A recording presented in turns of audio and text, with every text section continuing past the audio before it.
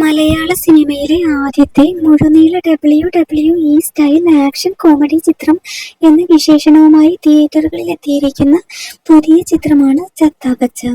അർജുൻ അശോകൻ, റോഷൻ മാത്യു, വിശാഖ നായർ, ഇഷാൻ ഷൗക്കത്ത്, പൂജ മോഹൻദാസ് എന്നിവരാണ് ചിത്രത്തിലെ പ്രധാന കഥാപാത്രങ്ങളെ അവതരിപ്പിക്കുന്നത്. ഒപ്പം മമ്മൂട്ടിയുടെ അതിഥി വേഷവും ചിത്രത്തിൽ ഹൈലൈറ്റാണ്. സിനിമാ പ്രേമികൾക്ക് പുതിയ അനുഭവവുമായി എത്തിയിരിക്കുന്ന ചിത്രത്തിന്റെ റിലീസ് കഴിഞ്ഞ വ്യാഴാഴ്ചയായിരുന്നു. ഇപ്പോഴിതാ ചിത്രത്തിന്റെ 2 ദിവസത്തെ കളക്ഷൻ കണക്ക് നിർമ്മാതാക്കൾ തന്നെ പുറത്തുവിട്ടിരിക്കുകയാണ്. റിയൽ വേൾഡ് എന്റർടൈൻമെന്റിന്റെ ബാനറിൽ റിതേഷ് എസ് രാമകൃഷ്ണൻ, ഷിഹാൻ ഷൗക്കത്ത് എന്നിവരാണ് ചിത്രത്തിന്റെ നിർമ്മാതാക്കൾ. ചിത്രത്തിന്റെ ആഗോള ഓപ്പണിംഗ് സംബന്ധിച്ച വിവരം ബാനർ ഇന്നലെ പുറത്തുവിട്ടിരുന്നു. ആഗോള ബോക്സ് ഓഫീസിൽ നിന്ന് ആദ്യ ദിനം ചിത്രം 7.73 കോടി നേടിയെന്നായിരുന്നു അറിയിപ്പ്. ഇപ്പോഴിതാ 2ാം ദിവസത്തെ കളക്ഷനും പുറത്തെത്തിയിരിക്കുകയാണ്.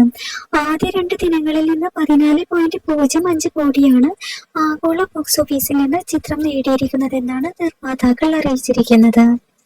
അതായത് 2ാം ദിനം ചിത്രം നേടിയിരിക്കുന്നത് 6.32 കോടിയാണ്.